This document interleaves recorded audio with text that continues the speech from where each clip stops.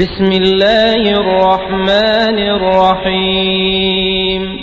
Dengan nama Allah yang Maha Pengasih, Maha Penyayang.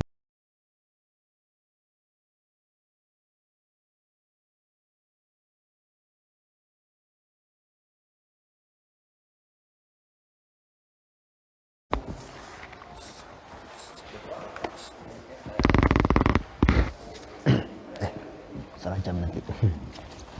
Salah jam lagi. Jam 5:11. Assalamualaikum warahmatullahi wabarakatuh. Innal hamdalillah nahmaduhu wa nasta'inuhu wa na'udzu billahi min shururi anfusina wa min sayyiati a'malina. May yahdihillahu fala mudilla lahu wa may yudlil fala hadiyalah. Asyhadu an la ilaha illallah wa asyhadu anna Muhammadan abduhu wa rasuluh, amma ba'd. Nashkurullah azza wa jalla alladzi qad a'tana ni'aman katsiratan hatta nastati'a an nastami'a fi hadzal makan al-mubarak insyaallah. Wa nusalli wa nusallim ala habibina al-mustafa nabiyyina Muhammad sallallahu alaihi wasallam. Pertama-tama dan yang paling utama marilah kita senantiasa memanjatkan puji dan syukur kita kepada Allah Subhanahu wa taala, yang mana dengan iringan nikmatnya lah kita bisa melaksanakan rangkaian aktivitas kita sehari-hari, dan kita awali aktivitas kita ini dengan melaksanakan kewajiban kita sebagai hamba Allah Subhanahu wa taala. Alhamdulillah, Allah masih memberikan kepada kita jatah usia, dan mudah-mudahan Allah juga memberikan kita kesempatan untuk bisa berjumpa dengan bulan suci Ramadan, yang mana di dalamnya banyak sekali keberkahan dan banyak sekali ampunan dan banyak sekali pahala yang Allah Subhanahu wa taala obral untuk umatnya, untuk hambanya, yaitu kita semuanya hamba Allah Subhanahu wa taala. Maka selayaknya lah kita menyambut dengan kebahagiaan, dengan kesenangan, tanda kita mensyukuri anugerah yang Allah berikan kepada kita dengan diberikannya bulan suci yang penuh dengan keberkahan itu. InsyaAllah pada kesempatan ini kita akan kembali salah satunya menyambut bulan suci Ramadan ini, yang mungkin sudah diadakan terhib-terhib, dan juga kita akan menyambutnya dengan mengkaji tafsir Al-Quran yang berkaitan dengan surat yang pertama kali turun, yaitu surat Al-Alaq. Yang mana surat Al-Alaq yang pertama kali turun itu surat ayat ke-1 sampai ayat ke-5. Ini menjelaskan tentang ketauhidan. Bahkan sebagian ulama ada yang mengatakan surat yang pertama turun itu surat Al-Alaq, kemudian surat kedua itu Al-Qalam. Ada yang mengatakan Al-Mudaththir, ada yang mengatakan Wadduha. Tapi yang lebih kuat wallahu alam adalah surat Al-Qalam. Nah, jarak antara surat Al-Alaq ini dengan Al-Qalam dalam sebuah riwayat disebutkan 3 tahun. Ada yang mengatakan jaraknya sampai 3 tahun. Berarti selama 3 tahun Rasulullah SAW menyampaikan surat Al-Alaq terus. Wallahu alam. Sampai ada juga yang mengatakan dalam sebuah riwayat Rasulullah SAW sampai rindu lagi untuk mendapatkan wahyu. Sempat terputus wahyu. Wallahu ta'ala alam. Taib. Bapak yang dirahmati oleh Allah Subhanahu wa taala, insyaallah pada kesempatan ini, di pertemuan sebelumnya kita sudah membahas ayat 1 sampai ayat ke-5 yang menjelaskan tentang ketauhidan, keagungan Allah Subhanahu wa taala. Maka isinya dari ayat 1 sampai ayat ke-5 ini adalah ma'rifatullah wa ma'rifatul abd. Mengenal Allah dan mengenal diri kita.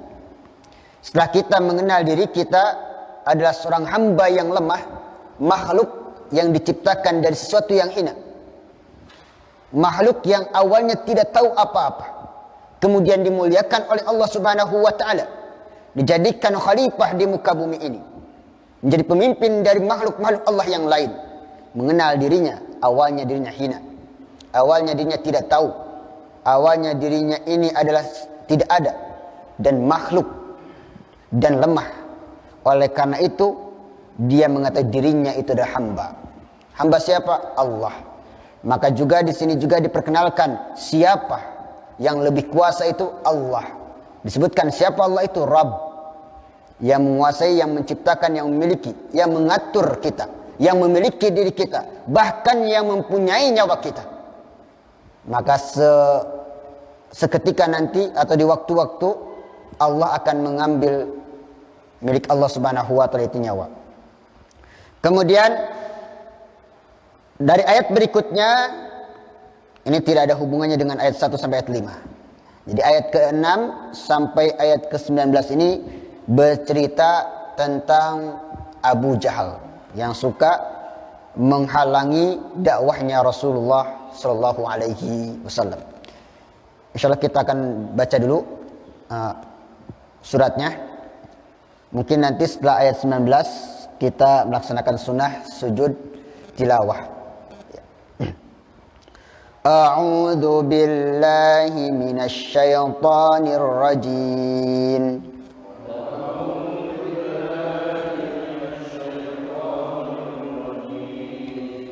Iqra bismi rabbikal ladzi khalaq.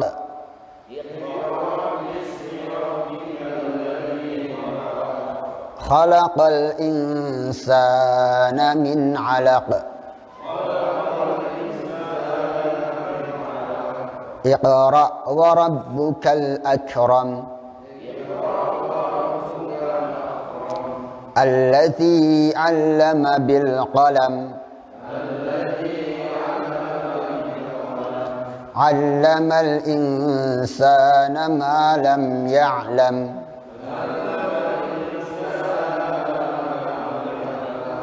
Kalla innal insana layatgha.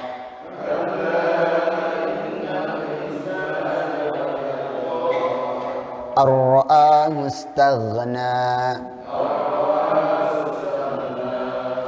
Inna ila rabbikar ruj'a.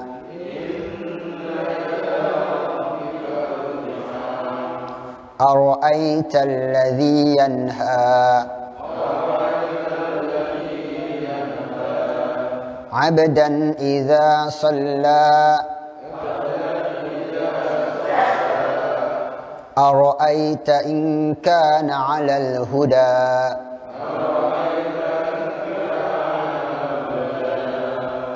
Au amara bittaqwa.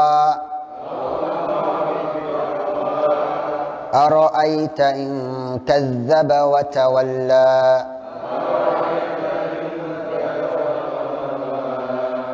Alam ya'lam bi anna Allaha yara.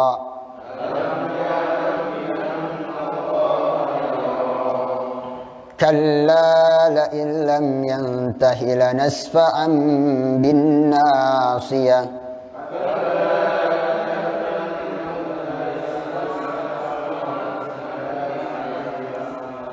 Nasiyatin kadhibatin khati'ah.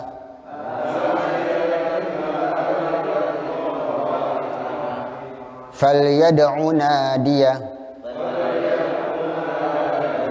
Sanad'u az-zabaniyah. Kalla la tuti'hu wasjud waqtarib.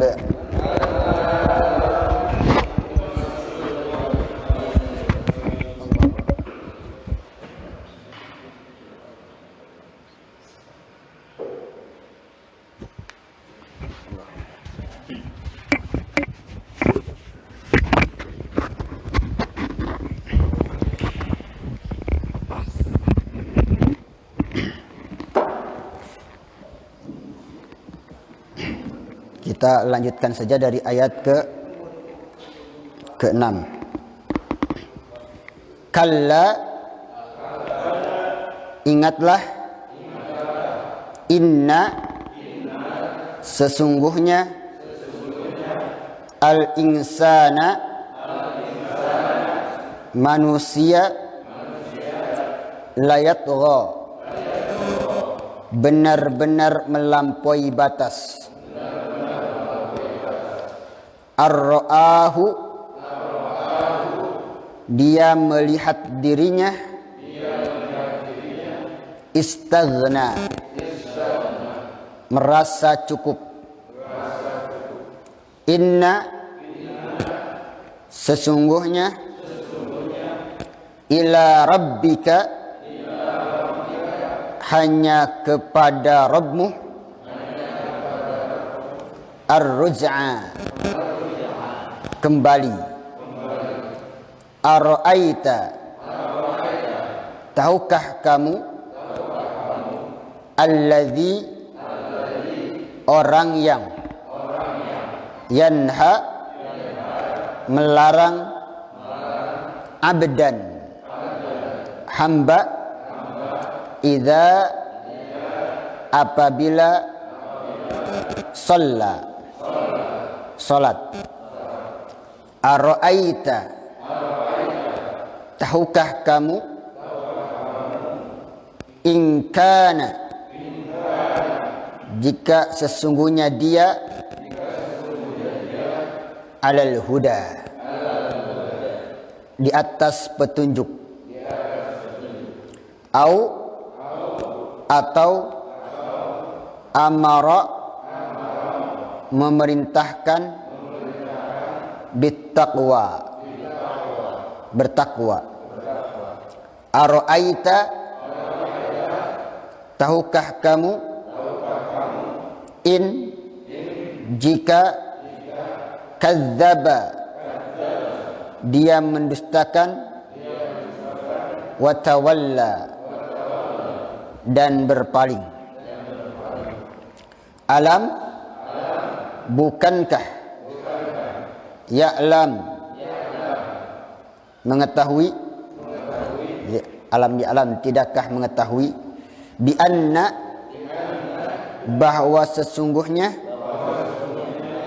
Allah, yara, melihat. Kalla, sekali-kali tidak. Lain, sungguh jika. Lam yantahi, dia tidak berhenti. La nasfa'an, maka sungguh kami akan menariknya. Bin nasiyah, ubun-ubunnya. Nasiyatin, ubun-ubun. Kadzibatin, pendusta. Khati'atin, pendosa. Falyad'u, maka hendaklah seru. Nadiyah, golongan-golongannya. Sanad'u, kami akan menyeru. Az-zabaniyah, malaikat zabaniyah. Kalla, sekali-kali tidak. La tuti'hu, janganlah kamu mentaatinya. Wasjud, dan sujudlah. Waqtarib, dan dekatkanlah dirimu kepada Allah. Kepada Ustaz.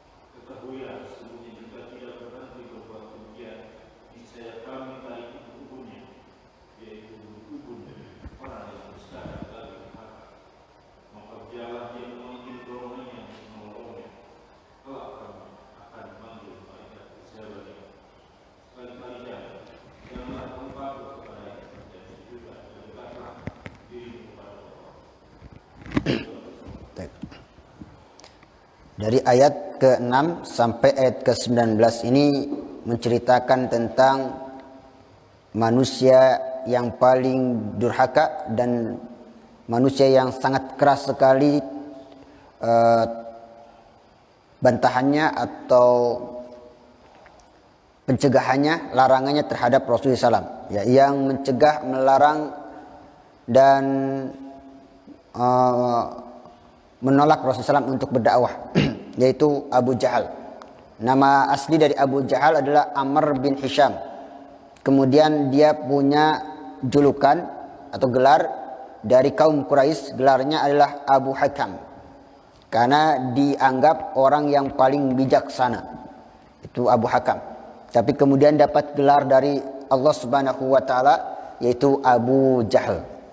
Jadi sebenarnya Amr bin Hisham atau gelarnya Abu Hakam, awalnya Amr bin Hisham, ini dari kecil dia itu cerdas dan bijaksana. Setiap semua permasalahan bisa diselesaikan oleh dia. Sehingga akhirnya semua kaum Quraisy percaya dengan Abu Jahal, dengan Amr bin Hisham ini. Ketika ada masalah-masalah rumah tanggaan atau masalah-masalah kehidupan sehari-hari, maka dia bertanya kepada Amr bin Hisham, minta pendapat Amr bin Hisham. Di saat usia masih muda, Amr bin Hisham bisa menyelesaikan semua masalah-masalah dari orang-orang yang meminta penyelesaian masalah itu kepada Amr bin Hisham. Akhirnya Amr bin Hisham, karena kecerdasannya itu, sehingga akhirnya banyak pengikutnya. Banyak yang kagum kepada Amr bin Hisham, ya, dan banyak penolongnya, banyak pengikutnya. Bahkan Amr bin Hisham ini menjadi ketua atau yang dituakan lah, yang dihormati, dimuliakan, ya, di kaum Quraisy itu, sehingga pengikutnya banyak. Dan tentunya juga hartanya melimpah, kekayaannya serba cukup, sehingga dia merasa cukup. Dan karena merasa cukup ini, akhirnya dia melampaui batas, ya. Tidak mau ketika ada perintah untuk beribadah kepada Allah, tidak mau beribadah, ya. Padahal Abu Jahal juga merasa kagum dengan ayat suci Al-Quran, tetapi karena kesombongannya dan egoisnya, akhirnya dia tidak mau untuk melaksanakan ibadah kepada Allah dan tidak mau beriman kepada Nabi Muhammad SAW. Bahkan ketika Rasulullah mengajaknya untuk beriman, dia tidak mau. Bahkan dia mengatakan, saya punya harta yang banyak, banyak pendukung saya, gak akan ada yang bisa mencelakai saya, gak ada yang bisa, ya, menghinakan saya lagi, karena saya adalah orang yang paling mulia, banyak hartanya. Sehingga turunlah ayat, kalla innal insana layatagha ar-ra'ahu istagna. Ketahuilah sesungguhnya manusia itu benar-benar melampaui batas. Maka yang dimaksud dengan insan di sini adalah Abu Jahal. Jadi kalimat insan, tapi maksud insan di sini, manusia di sini, maksudnya ditujukan kepada Abu Jahal. Seakan-akan Abu Jahal ini sama seperti seluruh manusia. Padahal ini maksudnya sebagai perwakilan. Ini adalah ejekan keras terhadap Abu Jahal. Dan juga semua nanti yang memiliki sifat seperti Abu Jahal, ya. Tapi ayat ini turunnya berkaitan dengan Abu Jahal, sehingga ada yang mengatakan yang dimaksud dengan insan di sini adalah Abu Jahal. Dalam bahasa Arab itu, dalam usul tafsir atau ilmu usul fikih, ada namanya am makhsus. Ada juga dzikrul am yuridul khusus. Nah, disebutkan umum tapi yang dimaksud khusus, ya. Disebutkan al-insan manusia, tapi maksudnya khusus, yaitu perorangan Abu Jahal. Karena ayat ini berkaitan dengan turun ayat ini adalah menuju kepada Abu Jahal itu. Walaupun kaidah usul tafsir, al-ibratu bi umumil lafzi la bi khususis sabab. Ibrah itu adalah pelajaran itu dilihat dari umumnya lafaz. Lafaznya umum insan, tapi maknanya apa? Lafaznya umum dan maknanya sebabnya khusus, yaitu Abu Jahal. Maka yang dijadikan pelajaran adalah lafaznya umum, berarti seluruh manusia. Kebanyakan seluruh manusia ini menyerupai Abu Jahal, yaitu melampaui batas. Dan ketuanya yaitu Abu Jahal.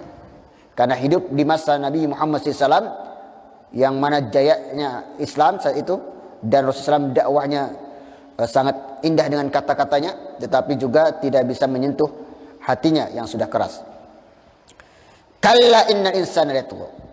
Kemudian Abu Jahal alias Abu Hakam, awalnya Amr bin Hisam, karena kecerdasannya akhirnya semua kaum Quraisy berunding, wah, Amr bin Hisam ini dari kecil sudah cerdas sekali, bisa menyelesaikan masalah-masalah kita. Iya, dia cocok kalau kita kasih gelar dengan kalimat, dengan nama Abu Hakam. Akhirnya semuanya sepakat ya, dari kaum Quraisy memberikan gelar kepada Amr bin Hisam dengan julukan Abu Hakam, sehingga terkenallah dengan kalimat Abu Hakam. Semua orang mendatangi Abu Hakam ini untuk minta diselesaikan permasalahannya, dan dengan kecerdasannya Abu Hakam ini, maka semua permasalahan-permasalahan bisa diselesaikan dengan baik, dan semua masalah kehidupan bisa terselesaikan juga oleh Abu Hakam ini. Nah, terus menerus Abu Hakam ya, sudah makin tua, akhirnya Rasulullah SAW pun diangkat menjadi Rasul. Maka setelah itu Abu Hakam tidak mau tunduk kepada Rasulullah SAW, tidak mau mengakui kenabian Rasulullah SAW, bahkan menjadi orang yang sangat keras di dalam penolakan dakwah Rasulullah SAW, menantang dan menentang Rasulullah SAW dalam berdakwah dan menghalangi dakwahnya Rasulullah SAW. Bahkan Abu Jahal orang yang paling keras dan paling berani ya, melukai Rasulullah SAW. Tentunya ketika dia melukai Rasulullah SAW, dia akan berhadapan dengan Bani Hashim. Tapi Abu Jahal ini karena merasa pengikutnya banyak, penolongnya banyak, maka dia berani ya. Sehingga suatu hari Abu Jahal ingin mengganggu Rasulullah SAW. Ketika Rasulullah SAW melaksanakan sholat, ingin pergi ke Ka'bah untuk melaksanakan sholat, maka dicegah oleh Abu Jahal. Kata Abu Jahal, wahai Muhammad, kau mau ngapain di Ka'bah ini? Kata Nabi Muhammad, saya ingin sholat. Gak boleh sholat di sini Muhammad. Ini adalah tempat ibadahnya kaum Quraisy, tempat ibadahnya kita. Kamu tidak boleh sholat di sini. Tapi Rasulullah tidak menghiraukan pernyataan atau perkataan atau ultimatum dari Abu Jahal itu. Langsung saja Rasulullah SAW sholat. Sehingga Abu Jahal marah. Kurang ajar nih orang, beraninya menghinakan saya, tidak mau mentaati perintah saya. Akhirnya Abu Jahal ingin mencelakai Rasulullah SAW. Suatu hari dia bertekad ingin melemparkan batu besar ke kepalanya Rasulullah SAW, sampai dia mengumumkan keinginannya itu kepada teman-temannya atau kepada pengikut-pengikutnya. Saat itu pengikut-pengikutnya ada di sekitar Ka'bah. Kemudian dia mendatangi pengikut-pengikutnya. Wahai pengikut-pengikutku, lihatlah, nanti kalau Muhammad masih melaksanakan sholat di Ka'bah, maksudnya di depan Ka'bah, akan saya lempar kepalanya dengan batu besar ini. Semuanya mendukung. Wah, bagus sekali Abu Jahal, Abu Hakam ini, orang bapak yang paling bijaksana. Memang begitu, Muhammad itu harus segera diselesaikan, karena biang kerok terjadinya kerusakan dan perpecahan itu Muhammad. Abu Hakam memang orang yang bijaksana, betul, cocok. Ini solusi yang tepat, karena dinamakan Abu Hakam, jadi semua perbuatannya dianggap solusi. Ini ada solusi yang tepat, yaitu Muhammad ya, biang kerok terjadinya perpecahan itu harus segera diselesaikan. Sehingga ketika Rasulullah SAW melaksanakan sholat, maka Abu Hakam alias Abu Jahal ini membawa batu besar. Sudah membawa batu besar, kemudian mendekati Rasulullah SAW dan ingin melemparkan batu besar ini ke kepala Rasulullah SAW. Tentunya batu besar ini kalau dilemparkan ke kepala Rasulullah SAW, ya, pecahlah kepala Rasulullah SAW. Akhirnya Abu Jahal mengangkat batu besar, karena begitu beratnya dia paksa untuk mengangkatnya. Sudah mendekati Rasulullah SAW, kemudian sudah diangkat batu itu, tiba-tiba Abu Jahal gemetaran. Batu yang diangkat itu kemudian jatuh. Wajahnya yang tadinya semangat ya, dengan penuh amarah, sekarang berubah wajahnya menjadi takut. Dan kemudian kembali lagi. Orang-orang melihat saat itu. Kemudian orang-orang itu bertanya kepada Abu Jahal, wahai Abu Hakam, kenapa kau gak lemparin batu itu ke kepala Rasulullah, malah kau lemparin ke bawah, padahal itu batu berat sekali. Padahal sebentar lagi sudah sampai, tinggal dilemparin aja ke kepala Rasulullah. Ya, selesai itu urusan. Ya. Penyebab perpecahan akan selesai. Nah, tapi kata Abu Jahal, wahai pengikut, kamu tidak lihat. Ketika saya ingin lemparkan batu besar itu, saya melihat ada unta besar, warnanya putih. Giginya menyeramkan. Seakan-akan ingin menggigit saya. Makanya saya ketakutan. Akhirnya saya gak berani melemparkan batu itu. Kalau saya melemparkan batu itu, takutnya saya digigit. Oh gitu ya. Pak Igan tadi wajahnya berubah. Yang awalnya semangat dipenuhi dengan amarah, sekarang malah penuh dengan ketakutan. Dan wajahnya berubah pucat. Gitu. Akhirnya sampailah kepada Rasul, kata Rasul, ya, kalau dia berani melemparkan batu itu, pasti dia akan digigit oleh hewan itu. Sudah terjadi perbuatan itu, ya. Bukannya Abu Jahal kapok, berhenti dalam menentang dan menghalangi dakwah Rasulullah, tetapi tidak pernah berhenti, gak kenal kapok. Beberapa hari kemudian Abu Jahal pun melakukan yang sama. Ya. Oleh karena itu Allah Subhanahu wa taala menurunkan ayat berkaitan dengan ketika Abu Jahal ingin melemparkan batu itu kepada Rasulullah SAW, ke kepala Rasulullah SAW. Ya. Ara'aital ladzi yanha 'abdan idza shalla. Tahukah kamu orang yang melarang hamba, yaitu Nabi Muhammad, ketika sholat? Setelah kejadian itu, peristiwa itu yang langsung disaksikan oleh Abu Jahal. Tetapi Abu Jahal tidak kapok dan terus menerus menghalangi dakwah Rasulullah SAW. Bahkan dia mengatakan lagi kepada pengikutnya, wahai pengikutku, lihatlah, saksikan, nanti kalau nanti Muhammad masih sholat di Ka'bah ini, di depan Ka'bah ini, akan saya injak lehernya. Nanti pas sujud tuh, ya, pas kepalanya diletakkan di tanah itu, akan saya injak lehernya supaya nggak bangkit-bangkit lagi. Udah biarin kepalanya terus, ya, di tanah saja, nempel di tanah terus, ya. Jangan sampai diangkat lagi. Ya, kalau bisa terus kepalanya di tanah, nggak bangkit-bangkit lagi sampai hari kiamat. Kata Abu Jahal, karena begitu karena begitu emosinya kepada Islam dan begitu bencinya kepada Rasulullah SAW dan dakwahnya. Akhirnya di waktu itu Abu Jahal sudah siap-siap dan semua pengikutnya menyaksikan, ingin menyaksikan langsung, ya, perbuatan Abu Jahal itu atau Abu Hakam. Dilihatin semuanya. Kemudian Abu Jahal mendatangi Rasulullah SAW yang saat itu lagi sholat. Ketika Rasulullah SAW sujud, Abu Jahal mendatangi Rasulullah SAW dan ingin menginjaknya. Ketika ingin menginjak Rasulullah SAW, tiba-tiba dia melihat ada parit besar, isinya api semua. Ada parit isinya api, sehingga dia gak bisa, ya, menginjaknya dan ketakutan lagi. Kemudian lari lagi.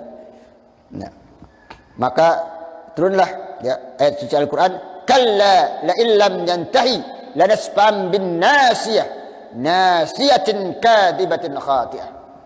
Ya, berkaitan dengan perbuatan itu. Abu Jahal menyaksikan langsung ketika ingin menginjak leher Rasulullah SAW, ternyata Allah menjaganya dengan dibuat parit yang terbuat dari api. Dan kalau kata Rasulullah SAW, kalau seandainya dia benar-benar menginjak saya nanti tadi itu, maka benar-benar malaikat akan mencabut ubun-ubunnya. Abu Jahal yang sudah menyaksikan itu tidak kapok lagi, terus berusaha untuk menghalangi dakwahnya Rasulullah SAW dengan cacian, bahkan sempat memukul Rasulullah SAW, yang kemudian diketahui oleh Hamzah, sampai Hamzah pun marah dan akhirnya mendatangi Abu Jahal. Kemudian kata Abu Jahal, wahai Muhammad, sudahlah kau hentikan dakwah itu, taati perintah saya ini. Saya ini punya golongan, punya pasukan, punya penolong, punya penggemar banyak, dan punya harta yang melimpah. Kamu tidak bisa melawan saya, ya. Kamu tidak bisa melawan saya. Udahlah, tinggalkan dakwah itu. Jangan berani lagi sholat di sini. Sehingga kemudian turunlah ayat juga yang berkaitan dengan Abu Jahal tadi. Fal yad'un nadiyah sanad'u zabaniyah. Kata Allah, katakan wahai Muhammad kepadanya, fal yad'un nadiyah, panggil golongan-golongan itu. Panggil penolong-penolong itu. Panggil penggemar-penggemar Abu Jahal itu. Panggil pasukannya, prajuritnya, silakan semuanya panggil.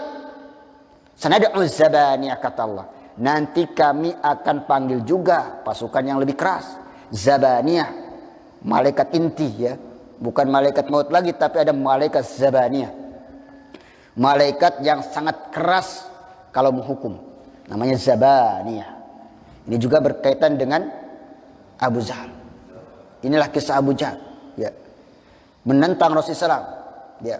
Menghalangi dakwah Rasulullah SAW berupa ucapan, cacian, dan juga berupa perbuatan. Bukan hanya cacian saja. Dan Rasulullah SAW menanggapi itu semua dengan kesabaran. Ketika dicaci, Rasulullah SAW tetap sabar. Ya. Ketika dilarang, Rasulullah SAW tetap sabar. Bahkan ketika Rasulullah SAW dilarang, dicaci, Rasulullah hanya diam. Disuruh tidak boleh sholat lagi di Ka'bah, Rasulullah SAW biarin saja. Ketika dia ngoceh, ya. Seakan-akan Abu Jahal yang awalnya dimuliakan, dihormati, dan kata-katanya ditaati, oleh Rasulullah tidak. Oleh karena itu dia merasa marah sekali kepada Rasulullah SAW sampai mengucapkan perkataan itu. Dan kemudian turunlah ayat ini. Kemudian karena Rasulullah SAW tidak mau mengikuti dan mentaati perintahnya Abu Jahal makin marah lagi. Sehingga kemudian Abu Jahal ini ya, yang punya pendapat atau punya ide untuk membunuh Rasulullah SAW. Jadi otaknya itu isinya adalah bagaimana caranya menghentikan dakwah Rasul. Isi itu terus ya. Dari bangun tidur sampai tidur lagi yang dia pikirkan bagaimana cara menghentikan dakwah Rasulullah SAW. Dan kalau bisa menghinakan Rasulullah SAW. Sampai kemudian ketika ingin mencelakai Rasulullah SAW, melemparkan batu gak bisa, menginjak leher Rasulullah SAW gak bisa.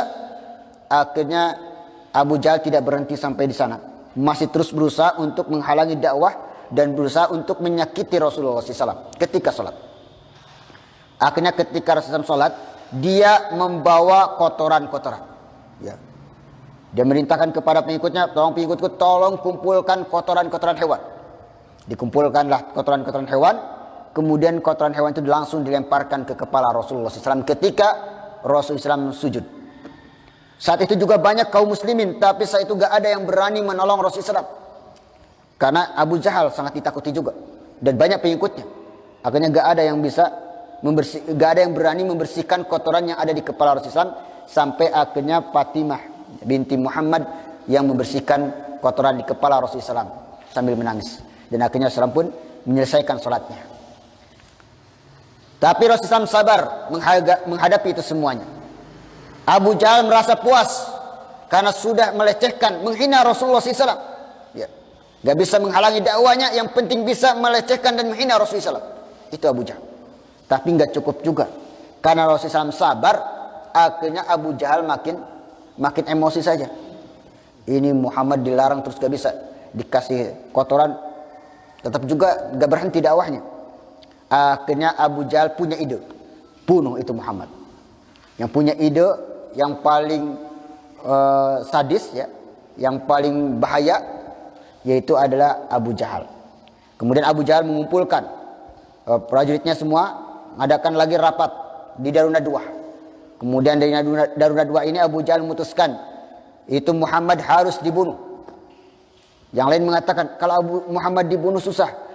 Kalau Muhammad dibunuh nanti kita akan berhadapan dengan Bani Hashim. Sedangkan Bani Hashim juga termasuk yang dihormati. Bagaimana dong? Akhirnya kata Abu Jahal, gampang. Gini saja, kita sewa preman-preman dari suku-suku yang lain. Ada 10 suku disewa preman-premannya. Ya. Kumpulkan suku-suku dari preman itu 10 preman dari suku yang berbeda-beda, kemudian untuk membunuh Muhammad. Nanti darahnya ya diletakkan di tempat-tempat itu, ya, di suku-suku itu, sehingga Bani Hashim gak bisa melawannya, gak bisa menuntut balas, karena yang membunuhnya dari 10 suku misalnya, maka susah untuk membalasnya. Kata yang lain, ide yang bagus Abu Hakam, cocok kamu ini digelari Abu Hakam, bijaksana, karena bisa menyelesaikan masalah dan punya ide yang cemerlang. Akhirnya mereka sepakat ya untuk melancarkan ide yang disampaikan oleh Abu Jahal itu. Akhirnya disewalah 10 preman dari suku yang berbeda-beda untuk membunuh Rasulullah SAW di waktu subuh ketika Rasulullah tidur. Nah, tetapi Allah Subhanahu wa taala menyelamatkan Rasulullah SAW dan menyuruh Rasulullah SAW hijrah, maka semua usaha Abu Jahal itu pun sia-sia. Ya. Maka apa yang dia usahakan, apa yang dia pikirkan, apa yang dia kerjakan semuanya sia-sia untuk menghentikan dakwah Rasulullah SAW. Ya. Sampai akhirnya Abu Jahal pun dia yang paling semangat menyambut perang Badar. Ketika terjadi perang Badar, semua kafir Quraisy dikumpulkan dengan jumlah yang banyak, berkumpul di daerah Badar, di Badar. Ketika berkumpul, banyak yang lain menyuruh untuk pulang. Ada yang pulang, tapi Abu Jahal dengan sombongnya bahkan menghasut yang lainnya, mengharuskan untuk terus berperang. Janganlah takut. Dengan sombong dia mengatakan, kita pasti akan menang. Kita akan hancurkan Rasulullah, hancurkan Muhammad, kita basmi semua kaum muslimin. Dan akhirnya dia pun mati di dalam perang Badar. Dan Allah menghinakan dia, matinya bukan oleh Hamzah. Khusus spesial untuk Hamzah ini, untuk Abu Jahal ini, matinya bukan oleh orang yang mulia, bukan oleh Hamzah, ya, tetapi matinya oleh orang yang dianggap hina oleh dia. Matinya oleh orang yang suka diremehkan sama dia, yaitu Ibnu Mas'ud. Ibnu Mas'ud itu oleh Abu Jahal suka dihina, si tukang gembala kambing. Si tukang gembala kambing. Sehingga ketika mau dibunuh, dia merasa terhina. Apakah saya harus mati oleh penggembala kambing? Nah, akhirnya dia pun mati. Allah Subhanahu wa ta'ala menghinakan dia. Ternyata penggemar-penggemarnya, pasukan-pasukannya, ya, pembela-pembelanya, penolong-penolongnya gak bisa menolong dia. Dan akhirnya dia pun mati dalam keadaan hina. Bahkan yang membunuhnya orang yang dianggap hina oleh dia. Ya. Maka itulah ya, sejarah Abu Jahal yang kemudian perbuatan-perbuatannya itu tidak mengundang manfaat bagi dirinya, tidak menghasilkan manfaat bagi dirinya. Oleh karena itu, karena perbuatan-perbuatan yang dia usahakan, hasil pikiran yang dia torehkan, semuanya tidak ada manfaatnya. Oleh karena itu gelar yang cocok bukan lagi Abu Hakam, tapi adalah Abu Jahal. Oleh karena itu Allah Subhanahu wa ta'ala memberikan gelar yang cocok, gelar yang pas, gelar yang sesuai dengan tabiatnya, yaitu Abu Jahal. Kalla ini artinya banyak, bisa diartikan ketahuilah, bisa diartikan benar, bisa diartikan sekali-kali tidak. Tetapi ada yang mengatakan kalla di sini adalah ingatlah. Kalla sebagai huruf tanbih. Karena kalau kalla diartikan sekali-kali tidak, harus ada kalimat sebelumnya yang menolak kalimat sebelumnya. Jadi ada kalimat sebelumnya yang kemudian ditolak oleh kalla. Tapi gak ada kalimat sebelumnya yang bisa ditolak oleh kalla. Oleh karena itu kalla di sini artinya adalah ingatlah. Kalau sekali-kali tidak kan,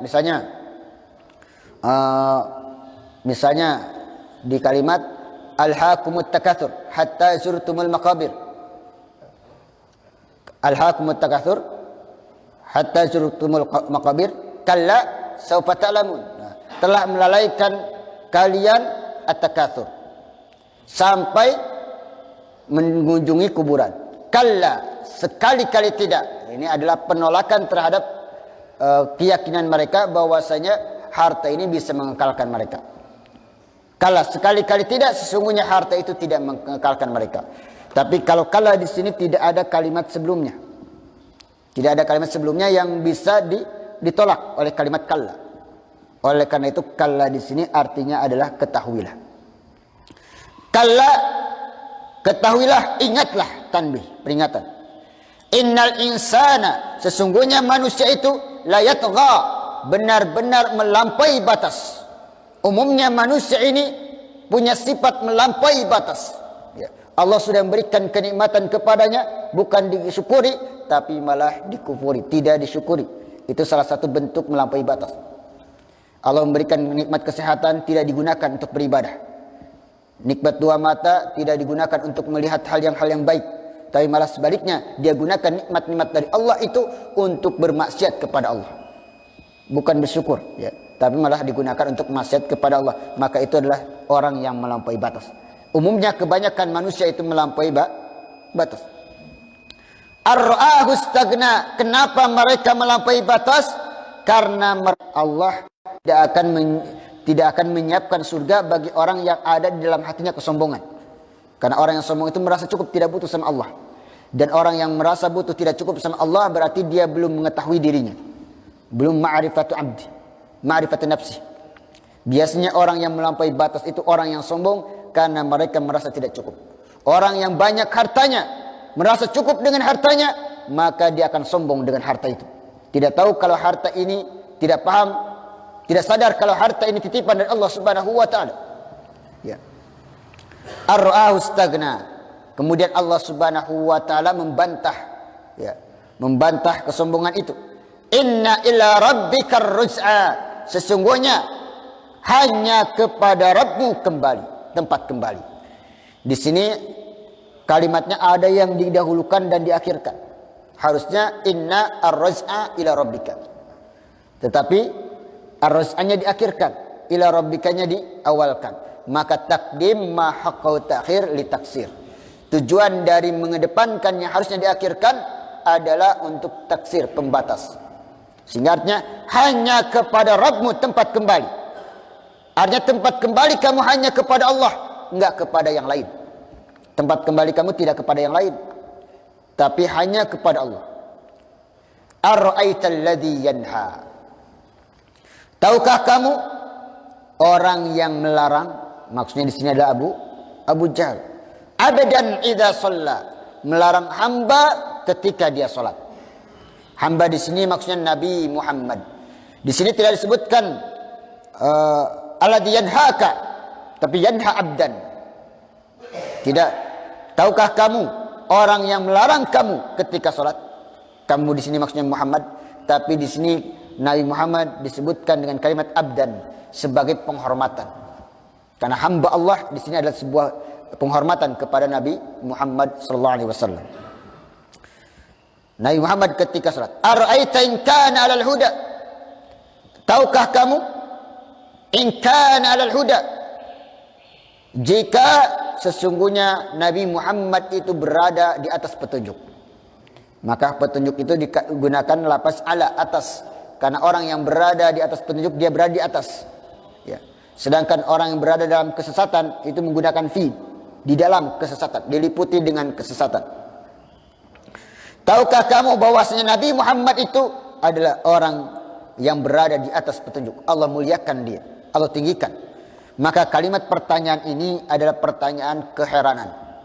Jadi bukan pertanyaan yang perlu jawaban, tapi menunjukkan akan herannya. Heran nih, kalau ada orang yang melarang sholat, padahal seorang hamba itu memang sepantasnya dia mengabdikan dirinya kepada Allah. Heran kalau dia melarang orang itu untuk mengabdikan dirinya kepada Sang Pencipta. Heran kalau dia itu melarang orang yang melaksanakan sholat, sedangkan orang yang melaksanakan sholat itu adalah orang yang berada di atas petunjuk. Au amara bit taqwa, atau Nabi Muhammad itu menyuruh kepada ketakwaan. Ya. Dia melarang seorang hamba, yang mana seorang hamba itu berada di atas petunjuk. Dan juga seorang hamba itu menyuruh orang untuk berbuat baik dan bertakwa kepada Allah Subhanahu wa taala agar mendapatkan surganya. Karena uiddat lil muttaqin, surga itu disediakan untuk orang-orang yang bertakwa.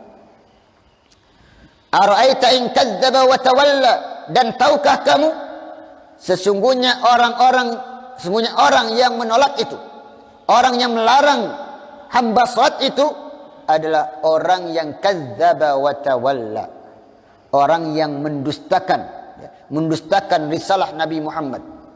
Artinya mendustakan berarti asalnya benar tapi dia dustakan.